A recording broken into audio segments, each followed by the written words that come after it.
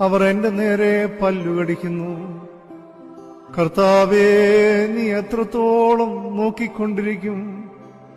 അവരുടെ നാശത്തിൽ നിന്ന് എന്റെ പ്രാണനെയും ബാലസിംഹങ്ങളുടെ വശത്തു നിന്ന് എന്റെ ജീവനെയും വിടുവിക്കണമേ.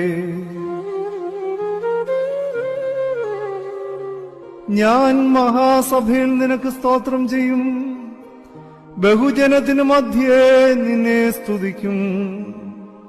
വെറുതെ എനിക്ക് ശത്രുക്കളായവർ എന്നെക്കുറിച്ച് സന്തോഷിക്കരുതേ.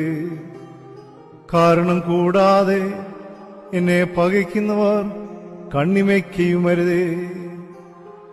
അവർ സമാധാനവാക്കു സംസാരിക്കാതെ ദേശത്തിലെ സാധുക്കളുടെ നേരെ വ്യാജകാര്യങ്ങളെ നിരൂപിക്കുന്നു. അവർ എന്റെ നേരെ